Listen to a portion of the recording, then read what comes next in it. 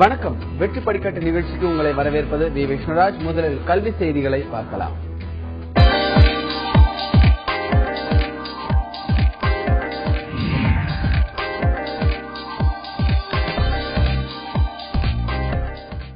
பொறியியல் பட்டப்படிப்புகளுக்கான கலந்தாய்வு வழக்கம் போல் ஜூன் மாதம் இறுதியில் தொடங்கும் என எதிர்பார்க்கப்படுகிறது. அண்ணா பல்கலைக்கழகத்தில் பிஇ மாணவர் சேர்க்கைக்கான ஒருங்கிணைப்பு குழு கூட்டம் அண்மையில் நடைபெற்றது. இதில் பல்கலைக்கழக துணைவேந்தர் ராஜாராம் உள்ளிட்ட பல்கலைக்கழக அலுவலர்கள் பங்கேற்றனர். தேர்வுத்துறை இயக்குநர் தேவராஜன் உள்ளிட்ட அதிகாரிகளும் கலந்து கொண்டனர். பிஇ மாணவர் சேர்க்கை கலந்தாய்வை விரைந்து முடிப்பது குறித்து ஆலோசிக்கப்பட்டது. பிளஸ் 2 தேர்வு முடிவை வழக்கத்தை விட 10 நாட்களுக்கு முன் வெளியிடுவதற்கான வாய்ப்பு குறித்து தேர்வுகள் துறை இயக்குநரிடம் விவாதிக்கப்பட்டது. ஆனால் தேர்வுத்துறை இயக்குநர் இதற்கு சாதகமான பதில் அளிக்கவில்லை என்று தெரிகிறது. இந்த தேர்வில் பல புதிய திட்டங்கள் செயல்படுத்தப்பட உள்ளன. எனவே அவசரமாக விடைத்தாள்கள் திருத்தினால் பிரச்சினை ஏற்படும் என்று கூறப்பட்டது. கடந்த ஆண்டை போலவே இந்த ஆண்டும் மே 9ஆம் தேதிக்கு பின்னர் தேர்வு முடிவுகள் வெளியிட திட்டமிட்டிருப்பதாக தெரிவிக்கப்பட்டது. எனவே தேர்வு முடிவு வெளியானவுடன் வழக்கம் போல் ஜூன் மாதத்தில் தொடங்கி ஜூலை மாதத்திற்குள் பிஇ மாணவர் சேர்க்கையை முடிக்க அண்ணா பல்கலைக்கழகம் திட்டமிட்டுள்ளது. பல்வேறு வித மன வளர்ச்சி குன்றிய மாணவர்களுக்கு கல்வி அளிப்பதற்கு டிஎட் சிறப்பு கல்வி மற்றும் பிஎட் சிறப்பு கல்வி படிப்பு முடித்தவர்கள் தகுதியானவர்கள் என மத்திய அரசு விளக்கம் அளித்துள்ளது. மக்களவையில் எழுத்துப்பூர்வமாக தாக்கல் செய்யப்பட்ட அறிக்கையில் இந்த தகவல் தெரிவிக்கப்பட்டுள்ளது. மன வளர்ச்சி குன்றிய குழந்தைகள், மாற்றுத்திறனாளி குழந்தைகளுக்கு கல்வி கற்பிக்கும் சிறப்பு ஆசிரியர்கள் எண்ணிக்கையில் தொடர்ந்து பற்றாக்குறை நிலவுவதாக கூறப்பட்டுள்ளது. பிஎட் சிறப்பு கல்வி, டிஎட் சிறப்பு கல்வி ஆகியவை பல்வேறு கல்வி நிறுவனங்கள் மற்றும் பல்கலைக்கழகங்களில் வழங்கப்பட்டு வருவதாக குறிப்பிடப்பட்டுள்ளது. ஆட்டிசம் உள்ளிட்ட மன வளர்ச்சி குன்றிய குழந்தைகள், பன்முக உடல் குறைபாடு, மாற்றுத்திறனாளிகளுக்கு கல்வி அளிக்க சிறப்பு கல்வி முடித்த ஆசிரியர்கள் தகுதி வாய்ந்தவர்கள் என 2010ஆம் ஆண்டு ஆகஸ்ட் 23ஆம் தேதி அரசு அறிவிக்கை வெளியிட்டுள்ளதாகவும் தெரிவிக்கப்பட்டுள்ளது. இன்றைய பொது அறிவு கேள்விகளை இப்போது பார்க்கலாம். கேள்வி 1. அண்மையில் மறைந்த பிரபல இயக்குனர் பாலு மகேந்திரா தமிழ் மொழியில் வெளியான எந்த திரைப்படத்திற்கு தேசிய விருது பெற்றார்? கேள்வி 2. மக்கள் தொகையில் சிறிய மாநிலம் எது? கேள்வி 3. சுதந்திர இந்தியாவில் உச்சநீதிமன்றத்தின் முதல் தலைமை நீதிபதியாக பதவி வகித்தவர் யார்? சிறப்பு ஆசிரியர் தகுதி தேர்வுக்காக பார்வையற்ற மாற்றுத்திறனாளிகளுக்கு வரும் 22 முதல் பயிற்சி வழங்கப்பட உள்ளது. பார்வையற்ற மாற்றுத்திறனாளிகளுக்காக சிறப்பு ஆசிரியர் தகுதி தேர்வு நடத்தப்படும் என்று தமிழக அரசு அறிவித்தது. சிறப்பு ஆசிரியர் தகுதி தேர்வில் பங்கேற்க விரும்பும் பார்வையற்ற மாற்றுத்திறனாளிகளுக்கு மாவட்ட ஆசிரியர் கல்வி மற்றும் பயிற்சி நிறுவனங்களில் இலவசமாக பயிற்சி அளிக்கப்பட உள்ளது. 22ஆம் தேதி முதல் 40 நாட்களுக்கு பயிற்சி வழங்கப்படும். பயிற்சி பெற விரும்புபவர்கள் மாவட்டத்தில் உள்ள மாவட்ட ஆசிரியர் கல்வி மற்றும் பயிற்சி நிறுவனத்திலும் மாவட்ட முதன்மை கல்வி அலுவலர் அலுவலகங்களிலும் இன்று முதல் வரும் 20ஆம் தேதி வரை தங்களின் பெயர் உள்ளிட்ட விவரங்களை பதிவு செய்து கொள்ள வேண்டும். பயிற்சியில் பங்கேற்கும் மாற்றுத்திறனாளிகளுக்கு இலவசமாக தேநீர், உணவு, சிற்றுண்டி ஆகியவை வழங்கப்படும். ஒரு நாளைக்கு 6 மணி நேரம் வரை தமிழ், ஆங்கிலம், கல்வி உளவியல், சமூக அறிவியல் உள்ளிட்ட பாடங்களில் பயிற்சி வழங்கப்படும். தற்போது தெளிவுபட பகுதிக்கு செல்வோம்.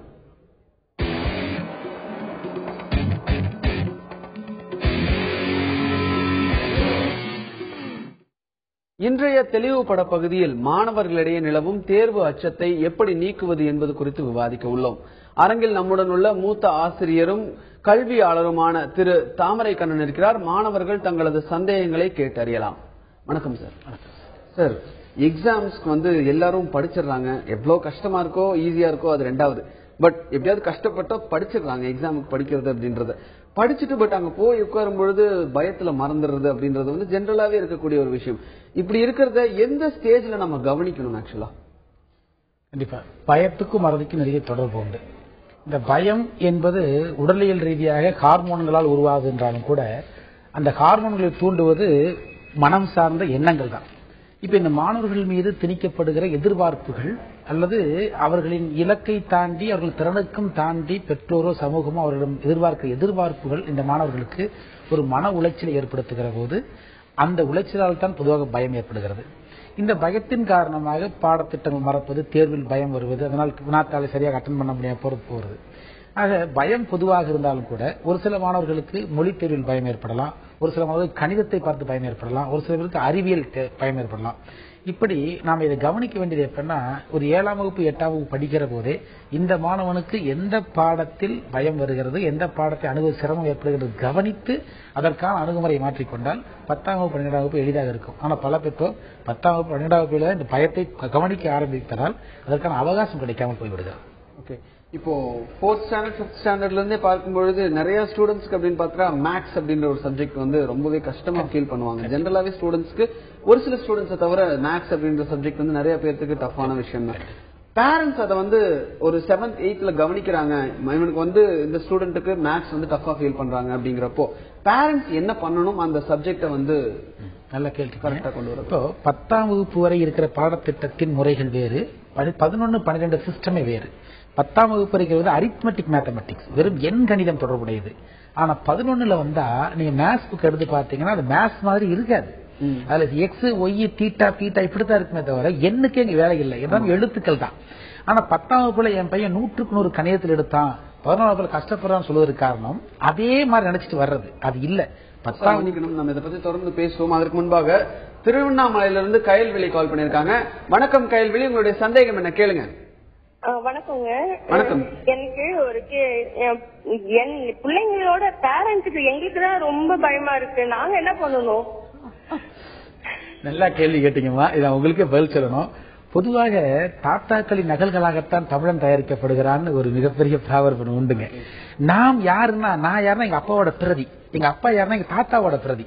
நம் முந்தைய தலைமுறை என்ன விரும்புகிறோமோ அதை சுமக்கிற பொதி சுமக்கிற எந்த காலத்துல வந்துகிட்டு இருக்கிறோம். அந்த அம்மா ஒத்துக்கிட்டாங்க, இது ஒரு வாக்கு மூலம். நான் பயப்படுறேன் அப்படின்னு என்ன அர்த்தம்னா, தன் பிள்ளை இதுவாக வேண்டும் அதுவாக வேண்டும் என்ன இவங்களுக்கு வந்து அவன் மீது திரிக்கிற போது. பொதுவாக 10ஆம் வகுப்பு மார்க் எடுத்துட்டானா 10ஆம் வகுப்பு காமன் சிலபஸ், ஆனா 11 என்று போகிற போது அது காமன் கிடையாது. Biology group, computer science, arts and science அப்படி பிரிச்சிடும். Commerce, accountancy, history, geography. இந்த 10ஆம் வகுப்பிற்கு மேல் மாணவனுக்கு அவனது விருப்புரிமையை கேட்டு அவன் திறனை எதிர்பார்த்து அவனுக்கு விருப்பப்பட்ட பாடத்தை தேர்ந்தெடுத்திருந்தால் இந்த பெற்றோர்களுக்கு கஷ்டம் இருந்திருக்காது. ஆனால் நீ என்ஜினியர் ஆக வேண்டும், நீ டாக்டர் ஆக வேண்டும், காமர்ஸ் படிக்கணும்னு ஆசைப்படுற பிள்ளையை கொண்டு போய் மேத்ஸ் படி சொல்லும் போதுதான் அந்த பிள்ளை கஷ்டப்படுது. அங்க பிள்ளையை விட பெற்றோர்கள் படிக்க ஆரம்பிக்கிறாங்க, அவங்க டியூஷன் போக ஆரம்பிச்சிருக்காங்க. ஆக 11ஆம் வகுப்பில் வரும்போது பிள்ளையின் குழந்தை விருப்பத்தை என்னெல்லாம் இருக்குதுன்னு சொல்லிடணும். இதுல என்ன தேர்ந்தெடுக்க போறேன்னு சொல்லிட்டா அந்த குழந்தை தேர்ந்தெடுக்கிற பிள்ளை எதிர்காலத்து நல்லா வரும். நாங்க அனுபவிக்கிறோம். ஹையர் செகண்டரி வரும்போது நிறைய பேர் கஷ்டப்படுறாங்க. காட்டா எங்க அப்பா சொன்னா சேர்ந்தேன், எங்க மாமா சொன்னா சேர்ந்தேன் அப்படின்னு சேர்ந்துட்டு கஷ்டப்படுற பிள்ளைங்களை பாக்குறோம். சோ இனிமேல் எதிர்காலத்தில் மாணவர்களை விருப்பத்திற்கு ஏற்றார் போல் 11ஆம் வகுப்பில் குரூப்பை செலக்ட் பண்ணா பெற்றோர் யாரும் கஷ்டப்படவே வேண்டாம், குழந்தைய படிச்சு வந்துருவோம். ஓகே சார், அதான் இப்போ ஸ்டூடெண்ட்ஸ்க்கு பதிலாக இந்த ஸ்டாண்டர்ட்ல அவங்க கண்டுபிடிச்சிட்டாங்க மேக்ஸ் கஷ்டம் அப்படின்னா அதுக்கு பேரண்ட்ஸ் என்ன பண்ணணும் அப்படின்னு சொல்லிட்டு இருந்தீங்க, அதை பத்தி தொடர்ந்து சொல்லுங்க. இப்போ பேரண்ட்ஸ் என்ன செய்யலாம்னா, இப்போ எக்ஸாம் நேரம் வந்துருச்சு, குழந்தைகளுக்கு நாம அசிஸ்ட் பண்ணலாம், உதவியாகத்தான் இருக்க வேண்டுமே ஒழிய குழந்தைகளை நம்ம ஆர்டர் போட்டு, இது பிசிக்கல் ஒர்க் இல்ல. படிப்பு என்பது கற்றல் என்பது மூளை சார்ந்தது, மனம் சார்ந்தது, உடல் சார்ந்தது இல்ல. இது இப்ப இந்த 1 மணி நேரத்துக்குள்ள இந்த 10 மூட்டை எடுத்து அடிக்கிட்டு போ, 1 மணி நேரத்துக்குள்ள இவ்வளவு மண்ணத்துக்கு வெட்டி போடு சொல்ற மாதிரியான விஷயம் அல்ல படிப்பு. இது மனமும் உடலும் ஆன்மாவும் இணைய வேண்டிய விஷயம் தான் வாசித்தல்ங்கிறது. இன்னைக்கு ரீடிங் சொல்ற பாத்தீங்களா, அது குழந்தை புக்கை பார்த்துக்கிட்டு இருப்பான், ஆனா படிப்பானா சொல்ல முடியாது. சோ குழந்தையை எப்படி படிக்க வைக்கணும்ங்கிறதுல பெற்றோர் கவனமா இருக்கணும். ஒண்ணு, இன்னொன்னு 2 விதமான பெற்றோர் நம்ம பாக்குறோம். ஒண்ணு கிளாசிபிகேஷன்ஸ் பத்தி பேசுவோம். அதுக்கு முன்னாடி ஒரு காலர் வந்திருக்காங்க, ஆவடியில இருந்து சுமதி கால் பண்ணிருக்காங்க. வணக்கம் சுமதி, உங்களுடைய சந்தேகம் என்ன கேளுங்க. சுமதி வணக்கம், இணைப்புல இருக்கீங்களா? ஓகே சார், காலர் கட் ஆயிடுச்சுன்னு நினைக்கிறேன். ஓகே சார், நீங்க 2 விதமான பெற்றோர்கள் பாக்குறோம். ஒண்ணு, குழந்தைகள் மீது அதீத அக்கறை செலுத்துவர்கள், குழந்தையை ஓவரா கவனிக்கிறவங்க. இந்த நாய்க்குட்டியை கூட தடவி கொடுத்துட்டு செத்து போன்னு சொல்லுவாங்க, அப்படி ஓவரா தடவி கொடுக்குறாங்க. இன்னொன்று, குழந்தைகளை முற்றிலும் புறக்கணிக்கிற பெற்றோர்கள். இந்த 2மே தவறு. குழந்தைகளை குழந்தைகளா விட்டுட்டு, இப்போ ஒண்ணு சொல்லுவாங்க சார், என் குழந்தை எனக்கு பிறந்தது ஆனா எனக்காக பிறந்தது அல்ல. இந்த விஷயத்தை பெற்றோர்கள் தெரிந்து கொண்டால் குழந்தைகளை அவர் பக்கத்தில் விட்டு நம்ம கூட ஓடிக்கிட்டே இருக்கலாம் தவிர நாம லைன் போட்டு இதுல ஓடுன்னு சொல்றதும் சிரமம். இரண்டுமாக இல்லாமல் பெற்றோர் நல்ல தோழனாக, நண்பனாக, வழிகாட்டியாக இருந்தா எந்த குழந்தைங்க பிரஷர் வராது. ஓகே, சோ இப்போ படிக்கிறதுல திடீர்னு நம்ம அதாவது ஃபர்ஸ்ட்ல இருந்தே படிச்சுட்டு இருக்கிறதா. இப்ப 10th எடுத்துக்கிட்டாலும் சரி 12th எடுத்துக்கிட்டாலும் சரி ஃபர்ஸ்ட்ல இருந்தே படிச்சுட்டு தான் இருக்காங்க. அந்த இயர் ஸ்டார்டிங்ல இருந்தும் சரி அதுக்கு முன்னாடி இருந்தும் சரி +1ல இருந்தே +2 வந்து படிச்சுட்டு தான் இருக்காங்க. அப்படி இருக்கும் பொழுது இந்த எக்ஸாம் பக்கத்துல வரும் பொழுது இருக்கக்கூடிய அந்த ஒரு பயம் அப்படிங்கறத ஓவர் கம் பண்றது எப்படி? அதுக்கு ஒரே வழி, எக்ஸாம் பயம் வராம இருக்கணும்னா ஜூன் 1ஆம் தேதி 2ஆம் தேதி பள்ளி துவங்குதுன்னா இவர்கள் கற்றல் அனுபவம் 1ஆம் தேதியிலிருந்து ஜூன்ல இருந்து ஆரம்பித்திருந்தால் இந்த பிரஷருக்கு வழியே இல்லைங்க. ஓகே சார், அதை பத்தி நம்ம தொடர்ந்து பேசுவோம். கோயம்புத்தூர்ல வந்து காலர் வந்திருக்காங்க, சாய் கிருஷ்ணா. வணக்கம் சாய் கிருஷ்ணா, உங்களுடைய சந்தேகம் என்ன கேளுங்க. சார், நாங்க ஃபுல் போர்ஷன் டெஸ்ட் வந்து நிறைய தடவை எழுதிட்டோம். Very good. பட் இப்போ படிக்கும்போது அப்கமிங் எக்ஸாம்ஸ் ரிவிஷன் எல்லாம் படிக்கும்போது ஏன்னா ஃபுல் போர்ஷன் எழுதிட்டோம் அப்படிங்கிற மாதிரி என்ன சொல்ல அசால்ட்னஸ் மாதிரி அது என்ன ஒரு கிளியர்னே தெரியல. திருப்பி வீட்டுல படிக்கும்போது திருப்பி படிக்கணுமா அப்படிங்கிற ஒரு கான்செப்ட் மாதிரி தோன்றது சார். ரிட்டன் 5-6 டைம்ஸ் எழுதிட்டோம், எழுதிட்டமே வைஃப் ஃபாரின் ஏன் இன்னொரு தடவை படிக்கணும் அப்படிங்கிற மாதிரியே தோணுது. எக்ஸாம் அப்பயும் இதே ப்ராப்ளம் தான். எக்ஸாம் முன்னாடி நாள் படிக்க முடியல, ரொம்ப டென்ஷன். ஐயோ நம்மளால படிக்கிறது கம்மியாயிடுச்சு அப்படிங்கிற ஒரு டென்ஷன். ஸோ இது பப்ளிக்குமே கொஞ்சம் ரிஃப்ளெக்ட் ஆயிடுமோன்னு பயமா இருக்கு சார். சோ இதுக்கு ஏதாவது ஒரு சொல்யூஷன் ப்ளீஸ். இது சாய் கிருஷ்ணா உங்களுக்கு மட்டும் ஏற்பட்ட பிரச்சனை இல்ல. 1969 நீல் ஆம்ஸ்ட்ராங் எட்வின் ஆல்ட்ரினுக்கு இந்த பிரச்சனை வந்துச்சான். நிலவுக்கே போயிட்டு வந்துட்டோம், நீ நம்ம கால வைக்கிறதுக்கு இந்த பூமியில இடம் ஏது இந்த பிரபஞ்சத்தில யோசிக்க ஆரம்பிச்சாங்களாம். இது ஒரு வகையான மன அழுத்தம். நம்ம 8வது வேறத்தை எட்டிட்டு வந்துட்டோம், இனி எங்க போறதுன்னு தெரியாம அதுக்கப்புறம் உளவியல் ரீதியான ட்ரைனிங் கூட சரி பண்ணாங்களாம். அது மாதிரி இந்த மாணவருக்கு பாடத்தை கரெக்ட் பிடிச்சிட்டாரு. இனி நாளைக்கு தேர்வுக்கு 10 நாள் இருக்கு. ஆனா இப்ப எதை படிப்பது, இனிமே எதை படிக்க என்ன இருக்கு யோசிக்க ஆரம்பிச்சார்ல. கிருஷ்ணா, உடையார் முன் இல்லார் போல் ஏக்கட்டும்னு சொல்லுவாங்க இல்லையா. உங்க எல்லாம் படிச்சிருந்தா கூட ஒண்ணுமே படிக்கவில்லைன்னு நினைச்சுக்கிட்டே இருங்க, இந்த எண்ணம் வராது. Okay okay sir. அதான் இப்போ அந்த எக்ஸாம் ஃபியர் எப்படி போக்குறது அதை பத்தி சொல்லிட்டு இருந்தேன். அதான் எக்ஸாம் ஃபியரை பொறுத்தவரை இந்த +2 பொறுத்தளவுல இங்க இது சரியா தவறாங்கிற விவாதத்துக்குள்ள போக வேண்டாம். இங்கே மதிப்பெண்ணை வைத்துதான் ஒரு மாணவனின் தரம் நிர்ணயிக்கப்படுகிறது. இது சரியா தவறாங்க மிகப்பெரிய விவாதம், அது ஒரு நாள் பேசலாம். ஆனா இந்த ஓடுகிற குதிரை எந்த குதிரை எந்த ஓடி வருகிறது, இதுதான் கேள்வியே. அப்போ மதிப்பெண் சேர்க்கிற ஒவ்வொரு மதிப்பெண்ணுக்கும் இங்க மதிப்பு இருக்கு. +2ல 1 மார்க் முன்ன பின்ன வாங்கினா கூட கட் ஆஃப்ல 2000 ரேங்க் பின்னாடி போட அபாயம் இருக்கு. அப்ப இந்த படிப்பு அனுபவத்தை ஜூன் 1ஆம் தேதி பள்ளி துவங்கியதிலிருந்தே ஒரு நாளைக்கு 2 பக்கம் 3 பக்கம் ஒரு பாடத்தை நடத்துவாங்க. 5 பாடத்துல 6 பாடத்துல 10 பக்கம் 15 நடத்துவாங்க. அவ்வளவுதான். ஒவ்வொரு நாளும் அன்றாடம் படித்து படித்து எழுதி பார்த்துக்கிட்டே வந்திருந்தா இந்த அக்குமுலேட் ஆகாது, பாடம் அதிகமான சுமை வராது, மனசு சுமை வராது. ஆனா இப்ப பெரும்பாலும் மாணவர்கள் இதுவரைக்கும் சும்மா இருந்துட்டு இந்த ஜனவரி பிப்ரவரியில ஓவரா படிக்க ஆரம்பிக்கும் போதுதான் சுமை அதிகரிக்குது. பொதுவாக அந்த மாணவர்கள் படிக்கும்போது பாத்தீங்கன்னா அடிக்கடி கடிகாரத்தை பார்த்துப்பான், 3 லெகன் இருக்கா, அடிக்கடி திரும்பி பார்த்துப்பான், எவ்வளவு படிச்சிருக்கிறோம் எவ்வளவு இருக்குது, இந்த எண்ணிக்கை தான் அவனுக்கு பிரஷர் கொடுக்குது. சோ ஏகாந்தமான அனுபவமா இருந்திருக்கா ஆரம்பத்திலே படிச்சிருந்தா நாளைக்கு எக்ஸாம் நல்லா தூக்கிட்டு போவான் பையன், அவனால நல்லா படிக்க முடியும். நீங்க நைட்டெல்லாம் உட்காந்து படிக்கிறாங்க, இது வரைக்கும் படிக்கவே அர்த்தம். இதுதான் பிரச்சனை எங்களுக்கு. ஓகே சார், நம்ம தொடர்ந்து பேசுவோம். ராணிப்பேட்ல இருந்து ஒரு காலர் வந்திருக்காங்க, வெங்கடேஷ். வணக்கம் வெங்கடேஷ், உங்களுடைய சந்தேகம் என்ன கேளுங்க. வணக்கம். வணக்கம். ஹலோ வணக்கம் வெங்கடேஷ், சொல்லுங்க. வணக்கம், நான் ராணிப்பேட்ல வெங்கடேஷ். சொல்லுங்க வெங்கடேஷ். ஹலோ சொல்லுங்க வெங்கடேஷ், உங்களுடைய சந்தேகம் என்ன கேளுங்க. நான் 10th படிக்கும்போது டிப்ளமா சேர்க்கலாம்னு ஐடியா பண்ணேன். சொல்லுங்க. ஹலோ சொல்லுங்க சார். சொல்லுங்க சார். ராணிப்பேட், அதாவது என் பையனை 10th படிக்கும்போது டிப்ளமா சேர்க்கலாம்னு ஐடியா பண்ணேன். ஆமாங்க சார். நான் சரி அவர் விருப்பமா வேணாம் அப்படின்னா நான் பிஇ போறேன்னாரு, இது +2 போறேன்னாரு. சரி, அவரு விருப்பமாவே எல்லாமே பண்ணிட்டு போனேன். ஆனா இப்போ கேரியர் பிஇ படிக்கிறாரு, அவரால் இப்போ சரியா படிக்க முடியல, அரியர் சேர்க்கிறாரு. கண்டிப்பா கண்டிப்பாங்க சார். பொதுவாக மிகப்பெரிய பள்ளிகள்ல 1000 மார்க் எடுத்த மாணவர்கள் கூட அண்ணா யூனிவர்சிட்டியில போய் மேத்ஸ்ல ஃபெயில் ஆகுறாங்கன்னு இப்போ கருத்து சொல்லுது. அந்த மாணவரை 10ஆம் வகுப்பு முடிச்சிட்டு டிப்ளமோ போயிட்டு அப்புறம் பிஇ போனா நல்ல சிஸ்டம் அது வந்து. ஆனா பொதுவாக இந்த பெற்றோர்களுக்கு 11ஆம் வகுப்பு படிச்சது நல்ல படிப்பு நினைக்கிறாங்க. 10 அப்புறம் டிப்ளமோ 3 வருஷம் அப்புறம் கூட பிஇ லேட்டர் என்ட்ரி வந்திருக்கலாம். ஆமா, இப்ப பிஇ பொறுத்தவரை இந்த மாணவர் +2ல படித்தது வேறு, பிஇல விரும்பிய பாடம் எடுத்தாரா, விரும்பிய கல்லூரி சேர்ந்திருந்தாராங்கிற ஒரு கேள்வி இருக்குது. விரும்பிய பாடம் எடுத்திருந்தா அரியரை பத்தி கவலைப்பட வேண்டாம். 4 ஆண்டுகளுக்குள்ள முடிச்சு வெளியே வந்துடும். இப்ப 4வது ஆண்டு கேம்பஸ் இன்டர்வியூ வருகிற போது அவர் எடுத்த மதிப்பெண் 90% பார்க்க போறது இல்ல. அன்னைக்கு கேம்பஸ் இன்டர்வியூ போய் எல்லாம் கிளியரா வச்சிருக்காரா, கம்யூனிகேஷன் நல்லா இருக்குதா, நல்ல தன்னம்பிக்கை இருக்காரா, இதைத்தாங்க பார்க்கணும். கல்லூரியில் அரியர் வாங்குவது என்பது மிகப்பெரிய தவறே கிடையாதுங்க. அரியர் வாங்க படிச்சவன சந்தேகம் பார்க்கணும். இப்ப நாம அரியர் என்பது ஒரு பெரிய குற்றம் இல்ல. அந்த மாணவ நம்பிக்கை ஊட்டி தட்டி கொடுத்து வந்தா 4வது ஆண்டுக்குள் முடிச்சு வெளியே வந்துடலாம். ஓகே சார், தேர்வு பயத்துல இருந்து வெளிவரதை பத்தி நம்ம தொடர்ந்து பேசுவோம். முன்பாக பாண்டிச்சேரியில இருந்து ஒரு காலர் வந்திருக்காங்க, ராஜி. வணக்கம் ராஜி, உங்களுடைய சந்தேகம் என்ன கேளுங்க. வணக்கம். எனக்கும் அதே இதுதான், அவங்க முன்னாடி கேட்ட மாதிரி தான், படிச்சதெல்லாம் மறந்ததுக்காக எனக்கு வந்து எக்ஸாம் எப்படி எழுதணும்ங்கறத பத்தி கொஞ்சம் சொல்லுங்க. இவங்க என்ன பாடம் படிச்சு என்ன குரூப்னு சொல்லலாம் அவங்க பரவாயில்ல இல்ல அவங்க வந்து இதேதான் maths physics chemistry computer science. எப்படி பிரசன்டேஷன் மட்டும் அந்த அந்த இதே எனக்கு எப்படி பிரசன்ட் பண்ணா மார்க் கெயின் பண்ணுங்க சொல்லுங்க. இந்த பிரசன்டேஷன் என்பது மாணவருக்கு மாணவர் மாறும். பொதுவாக மாணவர்களோட தவறான கருத்துருவாக்கம் திணிக்கப்பட்டிருக்கு. சரி, இந்த இடத்துல ஒண்ணு கேட்கணும். சோ இப்போ வந்து ஸ்டூடெண்ட்ஸோட சைக்காலஜி, பேரண்ட்ஸோட சைக்காலஜி, அதையும் தாண்டி கரெக்ட் பண்ற டீச்சர்ஸோட சைக்காலஜி பத்தி கேட்கறாங்க. அது ரொம்ப முக்கியமானது.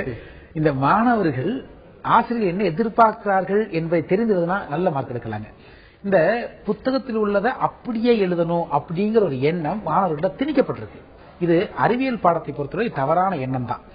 பொதுவாக இவர்கள் எதை படிக்கணும்னா இந்த டெபினிஷன் சொல்றாங்க, வரையறைகள், விதிகள். இப்போது இயற்பியல் பாடத்தை பொறுத்தவரை, கணிதத்தை பொறுத்தவரை விதிகள், வரையறைகள், தேற்றங்கள் வருகிறத மட்டும்தான் அப்படி எழுதணும், அடிபெறலாமல் எழுதுற மாதிரி. ஏன்னா அது யாரோ அறிவியல் அறிஞரோ ஒரு மிகப்பெரிய விஞ்ஞானியோ சொன்ன விஷயம், அவர் சொந்த வார்த்தையில சொன்ன விஷயம் மாற்றக்கூடாது. மற்றபடி 10 மதிப்பெண் கேள்வி, ஒரு விளக்கம், இந்த மாதிரியான செய்முறைகள் மாதிரி வருகிற போதெல்லாம் கான்செப்டை வைத்துக் கொண்டு இவர் சொந்தமாக எழுதலாம், அதுக்கு மதிப்பெண் உண்டு. ஆமா, அதே மாதிரி ஒரு 4 பக்கம் ஒரு புத்தகத்தில் இருக்குன்னா அந்த 4 பக்கத்தை A to Z அப்படி இச்சு வச்சு எழுதும் கட்டாயம் இல்லை. ஆனா மாணவர்கள் அதுக்கு முயற்சி பண்ணி தோற்று போறாங்க. கீ ஆன்சர் ஒன்று கொடுப்பாங்க திருத்துறதுக்கு. ஆசிரியர்களுக்கு இந்த பாயிண்ட் இருந்தா இத்தனை மதிப்பெண், இது இருந்தா 1 மதிப்பெண், இது இருந்தா அரை மதிப்பெண் கவர்மெண்ட் தயாரிச்சு கொடுக்கும். அந்த கீ பாயிண்ட் இருந்தா மார்க் எடுத்துடலாம். அந்த கீ பாயிண்ட் விட்டுட்டு அதை தாண்டி 10 பக்கம் கூட மார்க் கிடைக்காது. படிக்கிற போதே இந்த மாணவர்கள் தனக்கு சொல்லிக் கொடுக்குற ஆசிரியர்கள்ட்ட எதெல்லாம் கீ பாயிண்ட், எதெல்லாம் வரணும். பொதுவாக பேப்பர் திருத்த போற ஆசிரியர்கள்ட்ட அந்த கீயே இருக்கும், போன வருஷம் கீ கையில தேரா செஞ்சுப்பாங்க. அதை மாணவர்கள் வாங்கி பார்த்துக்கிட்டு அப்ப இந்த கேள்விக்கு எதனா எழுதணும்னு முடிவு பண்ணிட்டா 4 பக்கம் அப்படி எழுதுங்கிற பிரஷர் இருக்காது. கீயை மட்டும் எழுதி அது உலகத்தையே சுத்தி வர முருகன் ஓடி போய் அப்பா மட்டும் சுத்தி பழத்தை வாங்கின விநாயகர் மாதிரி கீயை மட்டும் சொல்லி மார்க் வாங்கலாம். டெக்னிக் இருக்குது. அந்தந்த பாடாசிரியர்கள் மாணவர்களுக்கு சப்போர்ட் பண்ணுவாங்க. ஓகே சார், இன்னொரு காலர் வந்திருக்காங்க திருவாரூர்ல இருந்து குழலி. வணக்கம் குழலி, உங்களுடைய சந்தேகம் என்ன கேளுங்க. வணக்கம் சார். வணக்கம், சொல்லுங்க. என் பையன் 10th இந்த வருஷம் எழுத போறான். இவனுக்கு முன்னாடி உள்ள பையன் வந்து சரியா படிக்கல, அதனால எழுதல. அதனால எனக்கு பேப்பர் அங்க திருத்தும் போது எனக்கு முன்னாடி இருக்கிறதுனால அந்த டென்ஷன்ல எனக்கு மார்க் குறைச்சிருவாங்களா அப்படின்னு ரொம்ப பயப்படுறான் மேடம். நல்ல விஷயம், நல்லா கேட்டாங்க. தனக்கு முன்னாடி இருக்கிற பையன் சரியா எழுதல, அதனால என்னாலே பார்த்து எழுத முடியல சொல்ல வராரா? அதுல அவர் முன்னாடி இருக்கிற பையன் சரியா மார்க் வாங்காத கூட அடுத்த பையனுக்கு ஆசிரியர்கள் மார்க் குறைக்க மாட்டாங்க. அவர் வேறு இவர் வேறு, அதுக்கு தொடர்பு கிடையாது. உங்க மாணவனுக்கு ஏற்பட்ட உங்க குழந்தைக்கு ஏற்பட்ட சந்தேகம் தேவையற்ற பயம், உன் பேப்பர் மட்டும் திருத்துவாங்கன்னு சொல்லி சப்போர்ட் பண்ணுங்க, அவருக்கு ஆறுதல் சொல்லுங்க. அதை பத்தி கவலையே பண்ண தேவையற்ற பயம் இது. இன்னொரு காலர் வந்திருக்காங்க திருநெல்வேலியில இருந்து மர்சி. வணக்கம் மர்சி, உங்களுடைய சந்தேகம் என்ன கேளுங்க. சார் வணக்கம் சார். வணக்கம், சொல்லுங்க சார். என்னோட பையன் வந்து 5th படிக்கிறான். வந்து என்னன்னா வீட்டுல வச்சு என்கிட்ட நல்லா எழுதுறான் சார். எல்லாமே பெர்ஃபெக்ட்டா இருக்கு எழுதுறது எல்லாமே. பட் ஸ்கூல்ல போய் பாத்தீங்கன்னா எப்படிதான் மறக்கிறான் என்னன்னு தெரியல, எல்லாம் மறந்துட்டு மிஸ் பண்ணிட்டு வரான். எல்லாம் பார்த்தா சின்ன சின்ன மைனர் மிஸ்டேக்ஸ் தான். அதே இது வீட்டுல என்கிட்ட அவ்வளவு பெர்ஃபெக்ட்டா எழுதி காமிக்கிறான் சார். என்ன பண்ணலாம்? வீட்டில் இருக்கிற அந்த சிநேகபூர்வமான சூழல் வகுப்பு இல்லாம இருக்கலாம். அதே வகுப்பறை, அதே சுவர்கள், அதே ஆசிரியர், அதே முறைத்து பார்க்கிற சூப்பர்வைசர், ஒரு பெஞ்சுக்கு 2 பேர், இந்த செட்டப்குள்ள மாணவன் போகிற போது அவனுக்குள்ள பயம் வந்துடலாம். ஒரு வகுப்பறையின் சூழல் மாற்றப்பட வேண்டும் என்னமோ. இது குழந்தைகிட்ட உட்கார்ந்து பேசுங்கம்மா. நாம பசங்க கிட்ட 10 நிமிஷம் படிப்பு கட்டாலும் பரவாயில்ல, தாயோ தந்தையோ அமர்ந்து பேசி அவன் மனசு சரி பண்ணலாம். நீங்க பேசினா சரி வரணும் இந்த பிரச்சனையை. இப்ப ஆம்பியன்ஸ் ஒரு ப்ராப்ளமா இருக்கும், அந்த சூழல் ஒரு பிரச்சனையா இருக்கும் சொல்லி இப்ப படிக்கிறதுக்கும் சரி, எக்ஸாம் வந்து நான் ஃப்ரீயா போய் எக்ஸாம் எழுதிட்டு வரணும் அப்படின்னு இருக்கிறதுக்கு அதுக்கு எந்த மாதிரியான ஒரு ஆம்பியன்ஸ் செட் ஆகும்? ஏன்னா ஒரு சிலர் வந்து வீட்டுல இருந்து படிப்பாங்க, ஒரு சிலர்லாம் ஹாஸ்டல்ல இருந்து படிப்பாங்க. 3 வாரத்துக்குள்ள ஒரு மாசத்துக்கு ஒரு தடவை தான் வீட்டுக்கு போயிட்டு வர மாதிரியான ஒரு சூழல் இருக்கும். அந்த 1 மாசமும் அந்த ஸ்கூலையே சுத்தி வர்ற மாதிரி ஒரு பொசிஷன்ல தான் இருக்கும். அப்ப அவங்களுடைய மென்டல் பிரஷர் அப்படிங்கிறது ரொம்பவே ஜாஸ்தியா இருக்கும். இப்படி இருக்கிற ஸ்டூடெண்ட்ஸ் வந்து எந்த மாதிரி அந்த பயத்தை தாண்டி வருவதற்கு என்ன பண்ணணும்? இப்போ பொதுவாக நீங்க நல்ல கேள்வி கேட்டீங்க. இப்ப வீட்டுல இருந்து வர்ற குழந்தைங்களுக்கு பெற்றோரை எங்களை வந்து பாக்குறப்ப சொல்லுவாங்க, என் பிள்ளை டிவி பார்த்துட்டே இருக்கான் சார் அப்படின்னு சொல்லுவாங்க. நீங்க என்னமா பண்றீங்கன்னா, இவரை காலில் உட்கார நான் பெட்ரூம்ல டிவி பார்ப்பேன் சார்பாங்க. நான் சொல்வது போல் செய் என்பது சொல்லக்கூடாது, நான் செய்யற மாதிரி செய்யும் சொல்றதா நல்ல பெற்றோர் இருக்க முடியும். நம் குழந்தை டிவி பார்க்குதா, அப்ப நானும் பார்க்க மாட்டேன். டிவியை அணைத்து வைப்பதற்கோ டிவி ஒதுக்கி வைப்பதற்கோ எத்தனை பேர் தயாராகல. சோ குழந்தைகள் படிப்பதற்கு நல்ல சூழலை முதல்ல பெற்று உருவாக்கி தரணும். அப்பதான் குழந்தைங்க படிப்பாங்க. ஒண்ணு, இந்த ஹாஸ்டல்ல இருந்து படிக்கிற பிள்ளைங்களை பொறுத்தளவுல அது ஒரு சிஸ்டமே இருக்கும். காலை 4 மணிக்கு எந்திரிக்கணும், 5 மணிக்கு படிக்க உட்காரணும், 8 மணிக்கு டிஃபன், ஒரு சிஸ்டம் ஒண்ணு போட்டு ஒரு மெஷின் மாதிரி நம்ம உருவாக்கி இருப்பாங்க. ஆனா வீடு அப்படி இல்லை, நட்பு ரீதியா இருக்கலாம், ஃப்ரெண்ட்லியா இருக்கலாம். சோ என்ன பொறுத்தவரை இன்றைக்கு ஹாஸ்டல்ல படிக்கிற பிள்ளைகளோட வீட்டுல நல்ல சூழல் அமர்ந்து படிக்கிற பிள்ளையை கொடுத்து வைத்தவர்கள். சோ தன்னோடு இருக்கும் குழந்தைகளுக்கு தன் பெற்றோர்கள் நல்ல சூழலை உருவாக்கி கொடுத்தா ஹாஸ்டல் குழந்தையோட வீட்டில் இருக்க குழந்தை நல்லா வர முடியும். ஏன்னா ஹாஸ்டல்ல ஒரு சிஸ்டம், மெக்கானிக்கல் சிஸ்டம் அடாப்ட் ஆகிட்டு தன்னை மாற்றிக்கொண்டு குழந்தை படிக்குது. ஆனா வீட்டுல பேரண்டல் கேரோடு இருக்கிற போது நல்லாவும் படிக்க முடியும். சோ படிப்பதற்கு கவனச்சிதைவு இல்லாத சூழலை பெற்றோர்கள் உருவாக்கி கொடுத்து பொதுவாக இந்த மாதிரியான டிஸ்டர்பன்ஸ் இல்லாம உருவாக்கி கொடுத்தா குழந்தை நல்லாவே வரலாம். சோ பேரண்டல் கேரோட வீட்டுல படிக்கிறத பத்தி சொன்னீங்க. நம்ம தொடர்ந்து பேசுவோம். அதற்கு முன்பாக நாகையில இருந்து பாலகிருஷ்ணன் கால் பண்ணிருக்காரு. வணக்கம் பாலகிருஷ்ணன், உங்களுடைய சந்தேகம் என்ன நீங்க கேளுங்க. சரி, வணக்கம், சொல்லுங்க. பாலகிருஷ்ணன் இணைப்புல இருக்கீங்களா? உங்களுடைய சந்தேகங்களை நீங்க கேட்கலாம். ஆமா, பையன் +2 படிக்கிறான். சொல்லுங்க. வணக்கம் சார். சொல்லுங்க சொல்லுங்க. பையன் +2 படிக்கிறான், மேத்ஸ் பயாலஜி படிக்கிறான். சரிங்க. மேத்ஸ் பயாலஜி படிக்கிறான். அடுத்தது என்ன சேர்க்கலாங்கிறது தான். அது நல்ல விஷயம், நல்லா கேட்டாரு. அதாவது எங்ககிட்ட கேட்கறத விட அந்த பையன்கிட்ட கேட்கறது நல்லது. அந்த குழந்தைகிட்ட இதை முடிச்சு இப்ப பிஇ போகலாம், MBBS போகலாம்.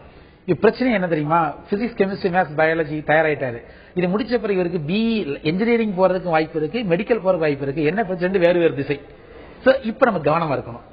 இதுக்கு போனா இந்த வாய்ப்புகள் இருக்கு, இதை படிச்சு இந்த வாய்ப்புகள் இருக்கு, இதை படித்து இவ்வளவு பிரச்சனை வரும். ஸ்வோர்ட் சொல்லுவாங்கல்ல, ஸ்ட்ரென்த், ஆப்பர்ச்சுனிட்டி, வீக்னஸ், த்ரெட்ஸ். இந்த 4 குழந்தைக்கு கத்துக் கொடுத்து இங்க போனா இது உன்னோட ஸ்வாட், இது உன்னோட ஸ்ட்ரென்த், இது ஆப்பர்ச்சுனிட்டி, இது த்ரெட்ஸ், இதுக்கு போனா இது ஆப்பர்ச்சுனிட்டி, த்ரெட், இதெல்லாம் சொல்லி கொடுத்து நீ இப்ப முடிவெடு என்று கேட்டு அதை விரும்பிய தயவு செய்து குழந்தையை, மாணவனை, உங்க மகனை விரும்பிய குரூப் சேர்க்க சொல்லுங்க. அந்த குழந்தை வெற்றிகரமான குழந்தையா வர முடியும். ஓகே, கோவையிலிருந்து சுமதி கால் பண்ணிருக்காங்க. வணக்கம் சுமதி, உங்களுடைய சந்தேகம் என்ன கேளுங்க. வணக்கம் சார். என் பையன் இந்த வருஷம் 10th படிக்கிறாங்க. ஆனா அவன் படிப்புல ஃபுல் கான்சென்ட்ரேஷனே பண்ண மாட்டேங்கிறான். ஓகே, கான்சென்ட்ரேஷன் நல்ல கேள்விங்க. பொதுவா 2 விஷயம் இருக்கு சார். கான்சென்ட்ரேஷன் ஒரு விஷயம் இருக்குது, இன்னொன்னு அட்டென்ஷன் ஒரு விஷயம் இருக்குது. கான்சென்ட்ரேஷனே வேண்டாம், அட்டென்ஷன் இருந்தா போதும். நீங்க கான்சென்ட்ரேஷன் என்பது உற்று கவனித்தல். நீங்க ஒரு விஷயத்தை கான்சென்ட்ரேட் பண்ண தலைவலிக்க ஆரம்பிச்சிடும். கான்சென்ட்ரேஷன் வேறு, நம்ம பெற்றோர்கள் கான்சென்ட்ரேஷன் ஆசைப்படுறாங்க. அட்டென்ஷன் என்பது இயல்பாகவே குழந்தை தன் சூழ்நிலை மாற்றிக்கொண்டு கவனிப்பது. குழந்தை கான்சென்ட்ரேட் பண்ண வேண்டாம், அட்டென்ஷன் கொடுத்தா போதும். அந்த குழந்தைக்கு என்ன பிரச்சனை, உளவியல் வேற பிரச்சனைகள் இருக்கா, ஏன் ஆர்வம் இல்லாம இருக்கிறான்னு இந்த நம்ம ஆர்வம் மட்டும் ஒதுங்கிறாங்க. அந்த பெற்றோர்கள் உட்கார்ந்து குழந்தையோட அமர்ந்து பேசி பேசி குழந்தை மனசுல என்ன தெரிஞ்சுக்கலாம். அந்த பிரச்சனையை சமாளிச்சுட்டாங்கன்னா அந்த குழந்தை நல்லபடியா வரும். சோ அந்த அட்டென்ஷன் சிதறுவதற்கு காரணம் என்ன, உளவியல் பிரச்சனை அவங்க பேசணும் கொஞ்சம். ஓகே சார், இவ்வளவு நேரம் எக்ஸாம் ஃபியர்ல இருந்து எப்படி வெளியே வர்றதுன்றது மட்டும் இல்லாம பேரண்ட்ஸ் என்ன பண்ணணும், பேரண்ட்ஸினுடைய அப்ரோச் ஸ்டூடெண்ட்ஸ் கிட்ட எப்படி இருக்கணும் அப்படின்றத பத்தி எல்லாம் விளக்கமா சொன்னீங்க. உங்க தகவல்களுக்கு நன்றி. அடுத்தது இன்றைய பொது அறிவு கேள்விகளுக்கான விடைகளை இப்போது பார்க்கலாம். கேள்வி 1. அண்மையில் மறைந்த பிரபல இயக்குனர் பாலு மகேந்திரா தமிழ் மொழியில் வெளியான எந்த திரைப்படத்திற்கு முதன்முதலாக தேசிய விருது பெற்றார்? 1983ஆம் ஆண்டு 3ஆம் பிறை திரைப்படத்தின் சிறந்த ஒளிப்பதிவாளராக பாலு மகேந்திரா தேசிய விருது பெற்றார். பின் 1988ஆம் ஆண்டு வீடு திரைப்படத்திற்காக சிறந்த இயக்குனருக்கான தேசிய விருதை அவர் பெற்றது குறிப்பிடத்தக்கது. கேள்வி 2. மக்கள் தொகையில் சிறிய மாநிலம் எது? சிக்கிம் மாநிலம்தான் மக்கள் தொகையில் சிறிய மாநிலமாகும். சிக்கிம் மாநிலத்தில் 6,11,000 பேர் வசிப்பதாக 2011ஆம் ஆண்டு மக்கள் தொகை கணக்கெடுப்பில் தெரிய வந்துள்ளது. கேள்வி 3. சுதந்திர இந்தியாவில் உச்ச நீதிமன்றத்தின் முதல் தலைமை நீதிபதியாக பதவி வகித்தவர் யார்? இதற்கான பதில் H.J. கான்யா என்பவர் உச்ச நீதிமன்றத்தின் முதல் தலைமை நீதிபதியாக பதவி வகித்தவர். இவர் குஜராத் மாநிலம் சூரத் நகரை சேர்ந்தவர் என்பது குறிப்பிடத்தக்கது. நாளை பகல் 12 மணி முதல் 1 மணி வரை வெற்றி படிக்கட்டு ஸ்பெஷல் என்னும் சிறப்பு நிகழ்ச்சி ஒலிபரப்பாகிறது. நாளைய நிகழ்ச்சியில் ME, MTech உள்ளிட்ட பொறியியல் பட்ட மேற்படிப்புகளுக்கான மற்றும் MBA, MCA படிப்புகளில் சேர்வதற்கான அண்ணா பல்கலைக்கழகம் நடத்தும் டான்செட் தேர்வு குறித்து நிகழ்ச்சி இடம்பெறுகிறது. இதில் முன்னாள் அண்ணா பல்கலைக்கழக துணைவேந்தர் மன்னர் ஜவஹர் பங்கேற்று நேரலையில் ஆலோசனை தருகிறார்.